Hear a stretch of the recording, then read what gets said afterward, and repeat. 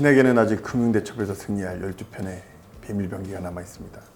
김순신의 금융대첩 썰웅 김순신입니다. 오늘도 여러분의 새는 돈을 잡고 자산을 더 크게 불려주는 세 번째 비밀병기 KBWM 스타자문단 오재영 위원님을 모셨습니다. 안녕하십니까? 네, 안녕하십니까? 네. KBWM 스타자문단 오재영이라고 합니다. 위원님, 오늘 가상자산, 비트코인 한때 그렇게 불붙었던 애증의 투자처 가상자산에 대해서 말씀해 주신다고 해서 기대가 큰데요. 시청자들도 관심이 많으실 것 같습니다. 오늘 얘기해 주실 비트코인 주제는 무엇인가요? 네, 연초 이후에 비트코인이 좀 큰 반등이 나왔던 이유와 향후 시장을 어떻게 바라봐야 되나, 그 과정에서 이제 이 비트코인, 특히 이제 암호화폐가 어떠한 성격들을 갖고 있는지, 그리고 좀 장기적인 이슈 이런 것들을 좀 다 같이 한번 다뤄보려고 합니다. 사실 올해 초에 급등하지 않았습니까? 비트코인을 중심으로 해서 좀 급등을 했었는데요. 결국엔 세밋부터 한 달간 40% 정도 가격이 올랐었단 말이죠. 상승 이유가 있습니까? 사실 작년부터 워낙 시장이 안 좋았어서 이렇게 더 내려가지 않을까 이런 생각들이 더 많았던 것 같은데요. 연초에 갑자기 좀 비트코인이 크게 급등을 했었습니다. 그래서 여러 가지 이유가 있지만 가장 첫 번째는 작년에 워낙 많이 빠졌다 이런 이유가 있을 거고요. 두 번째는 이제 드디어 연준의 금리 인상이 다 와간다 이런 이슈 때문에 작년에 대표적으로 금리 인상을 굉장히 빠르게 하고 그거에 따라서 이제 유동성 긴축 이런 거에 가장 힘들어했던 게 이제 암호화폐 시장이 아니었나 싶은데요.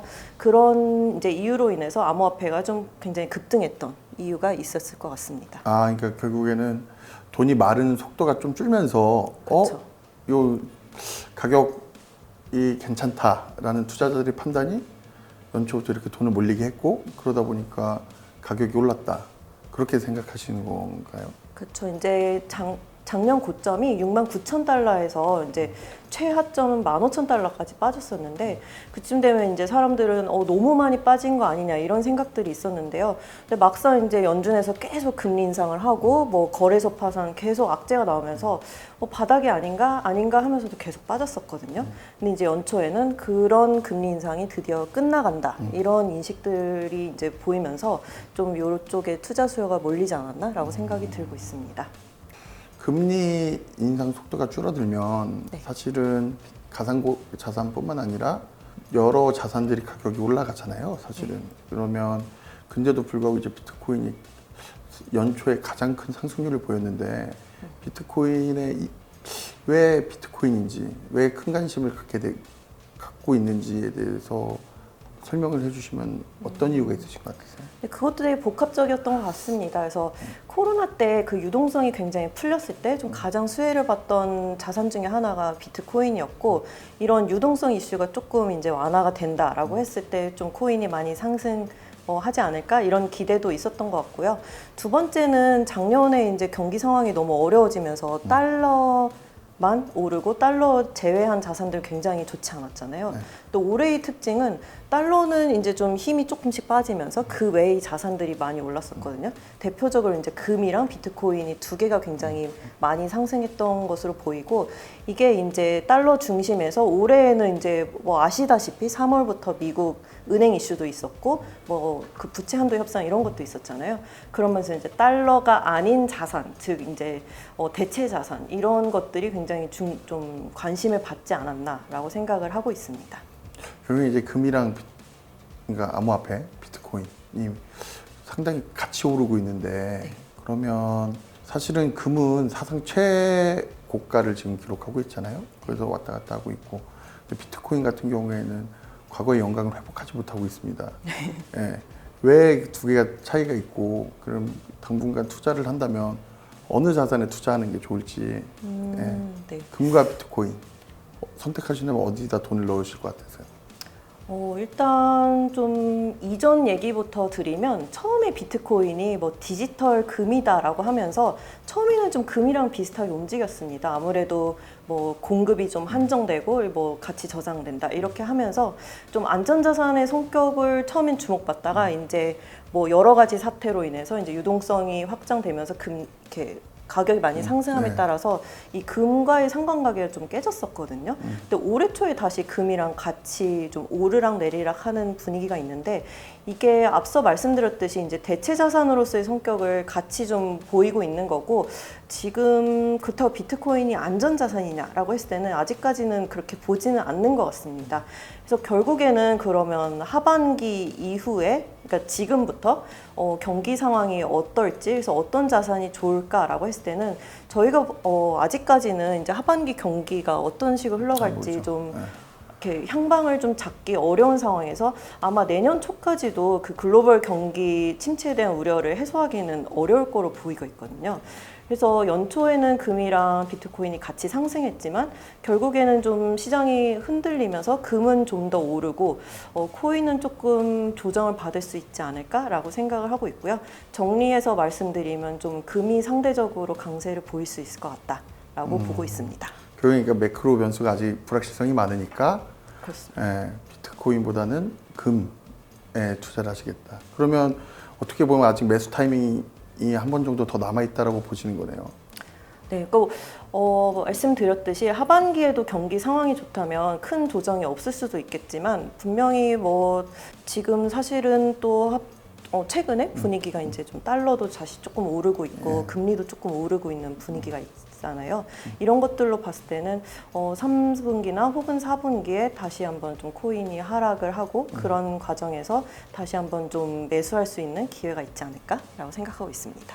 근데 사실은 비트코인이 그 4년마다 네. 그 대세 상승장이 한 번씩 오지 않습니까? 네. 2019년도가 마지막이었던 것 같은데 올해가 2023년도 아닙니까? 네. 그게 그러면 대세 상승장이 오는 거 아닌가요? 왜 4년마다 오는지 좀 설명 좀 해주셨으면 좋겠어요. 이게 어떻게 보면 혹자는 이제 미신이다라고 얘기할 수도 있는데 어쨌든 간에 공급하는 그 속도가 이렇게 4년에 한 번씩 반으로 줄거든요.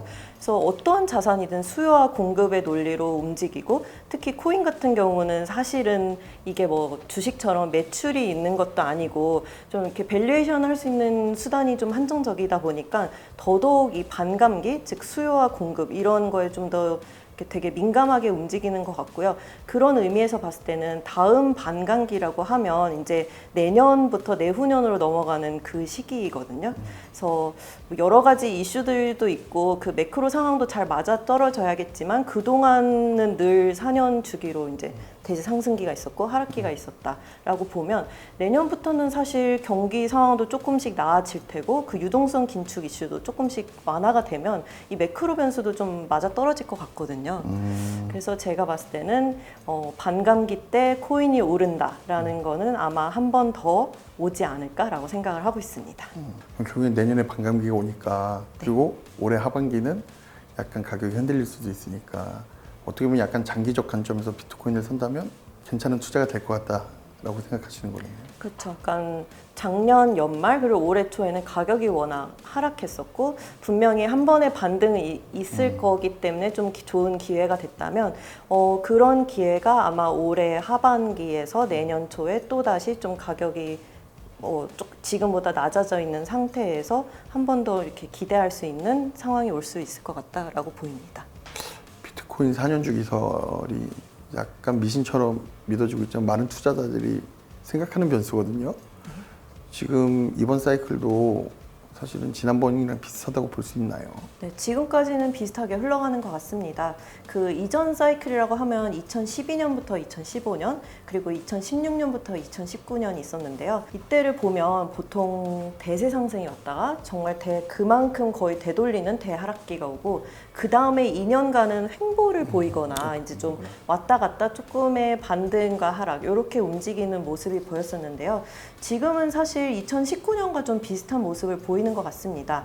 이전에 2015년 같은 경우는 이제 정말 그대로 쭉 가격이 변동이 없었다면 2019년에는 이제 그 매크로 상황에서 예를 들어 이제 금리가 그때도 이제 높은 수준에서 좀 하락을 하던 시기였고 달러도 좀 이렇게 내리면서 그때도 코인이 그 대하락기 이후에 좀 많이 반등을 했었거든요. 그래서 올해도 2019년과 비슷하다면 꽤나 오를 수 있다 이런 생각들이 좀 많았었는데요. 좀 굉장히 비슷하게 흘러가고 있는 모습이고 그렇게 보면 2019년 하반기는 어땠냐가 좀 중요할 것 같은데요. 그 당시에는 이제 2019년 하반기에 들어가면서 경기 둔화 이런 우려가 생기면서 금 같은 경우는 상승을 하는데 비트코인은 좀 하락을 하고 이제 위험 자산이랑 비슷하게 그랬던 모습이 나왔었습니다. 그래서 저희가 이제 주목해야 될 점은 지금 상반기에도 반등이 나왔기 때문에 혹시 하반기에도 좀 경기 상황이 좋지 않다면 조금 하락할 수 있다라고 보고 있고요.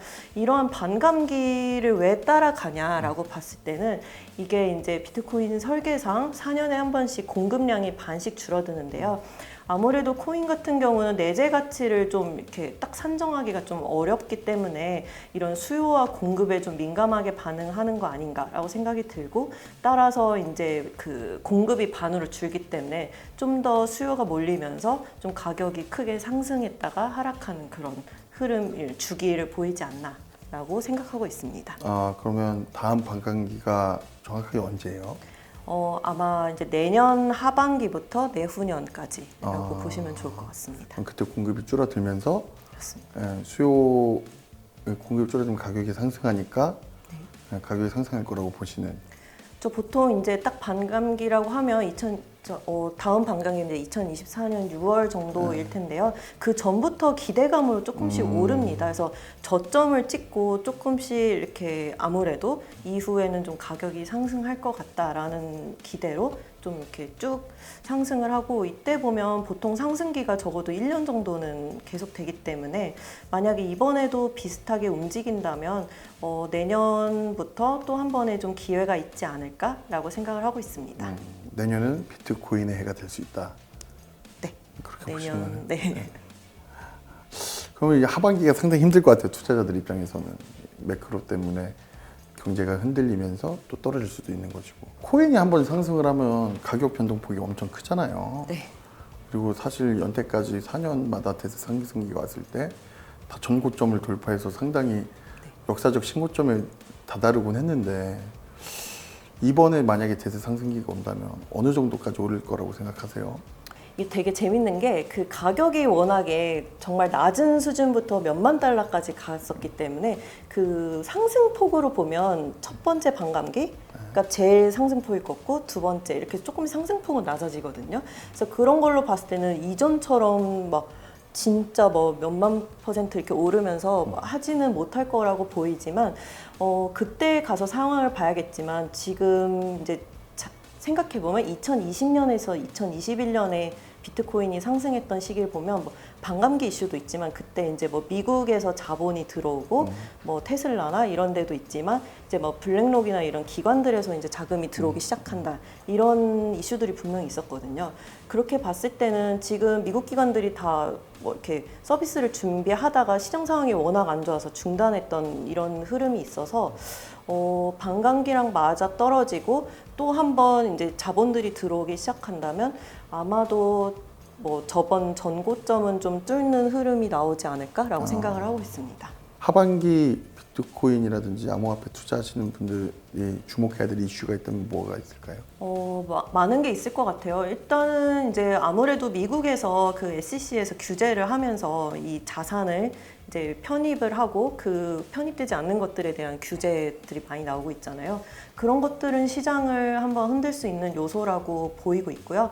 근데 이제 최근에 되게 관심 있게 보는 게, 홍콩에서 이제 암호화폐 거래소 라이센스를 이제 허가를 해주고 그게 6월부터 시행이 된다고 합니다. 그래서 이제 아직까지 명확한 가이드라인을 기다리고 있는데, 이제 그렇게 되면 홍콩에서 그 리테일 쪽에서 거래를 할 수 있게 풀어주게 되고요.